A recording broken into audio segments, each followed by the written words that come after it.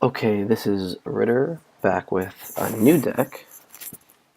This is Purp White Surprise. It's quite interesting. It's not exactly fine-tuned yet. We're still working on it, or I am at least. At 61 cards, I would like to maybe cut one something and throw in one more source, but let me just throw you to what's going on actually. The deck revolves around several different interesting synergies. So you have Righteous Paladin. He's pretty good on his own if you're playing any life gain, which I am.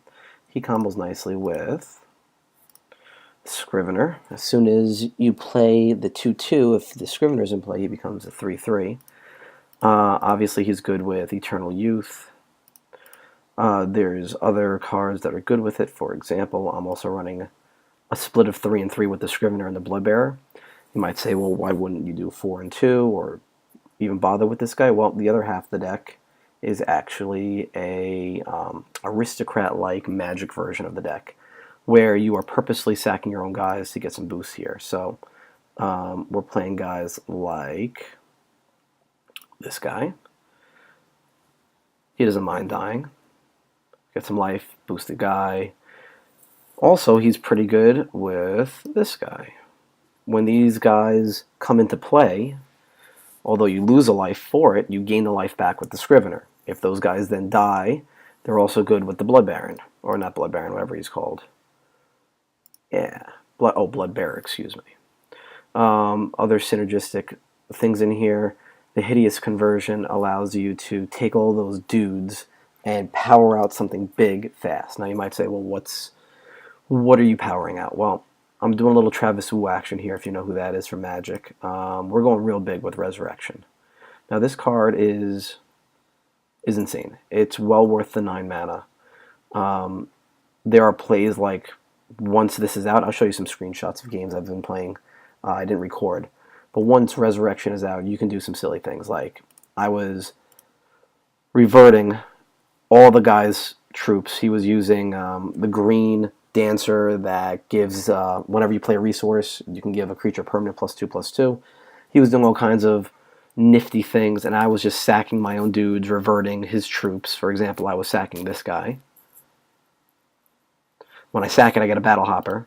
Then at the end of turn, we're resurrecting that guy, who comes back as a 3/3. All the meantime, in the screenshot you'll see I have out 2 or 3 of these guys, so every time we do this cycle, I'm gaining 3 life and getting 2 dudes out of it, and one of them is getting permanent +2/+2. These games go a little crazy. Other parts of the deck, this guy, now you can't see, there he is. He's okay. I'm not sure I love this guy, but there are games where you just get the aggro half of the deck, and this guy just takes it over. So this is Protectorate Defender.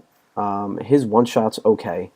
I'm not abusing his Socketable Major by bouncing it back to my hand to replay him for anything, although you can bounce him to your hand and replay him as a blocker once he's tapped.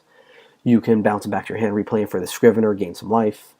You can bounce him back to your hand in response to a removal spell, assuming it's not bugged. It should work. But this guy also just plays really nice with all of our dudes. If you have this, we're not cheating here. These are legit gem sockets. Some people are playing with the wrong gems that, they're playing with a major gem in a minor socket. That's not what we're doing here. I'm only playing legit interactions here, nothing hacks. This guy is good. He will boost up all the tokens from Wretched Brood. He'll boost up every dude in the deck. It doesn't sound like a lot, but it gets big fast.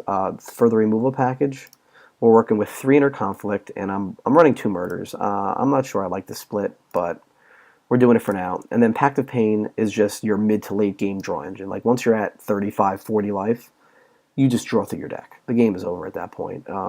They really don't want to let you get that far. Okay, so I would love to fit in another Murder. I would love to fit in one more source and have all that be at 60, but it's just not possible. I'm not sure what to cut. Pact of Pain is one of those cards where if you don't draw it once you get to the mid to late game, you just have to hope that you top deck better than they do. If you happen to draw the Pact, the game's over. You're going to win. If you go down to 1, I just don't think we're going to draw it in time. I've played a lot of games with this deck so far. It really needs one more source, but I don't want to go up to 62. I'm not sure what to cut. It might be Guard Dog. This guy has been kind of disappointing. If he was 1 mana, he'd be a lot better. This guy is very reminiscent of a Magic card. What was the name of it? It was an Infect guy, Iron Claw Mir or something like that. He was a 2 mana 1/1 that turned into a 3/3 when blocking, or if he was blocked, so let's say I swung with the guy, if they blocked, he'd become a 3/3. This guy does not do that. This guy only pumps on blocking. And that guy had an Infect, which is a Magic ability we don't have to worry about. But this guy is basically just strictly worse than the other card in Magic. And these cards in Hex tend to be pretty powerful compared to their Magic counterparts, which makes me think this guy is a little bit on the weak end. But then again, he's only a 1 white threshold, which is important. He comes out early. He's a good blocker. I feel bad cutting him. Going down to 2 on him is an option. I'm not sure I like that option. We could try it. Let's go down to 2. We'll save it. Oh, what's going on here?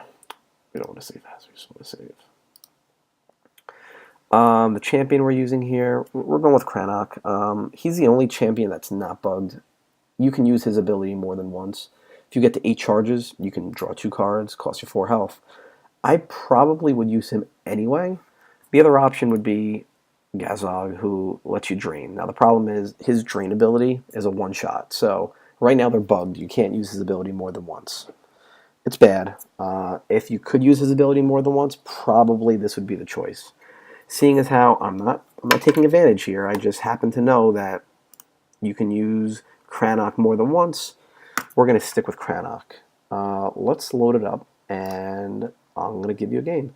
I'm going to stop the recording here, and you're going to have to flip over to the next recording for the game. This was just the deck tech for the purple-white deck. See you back in a minute.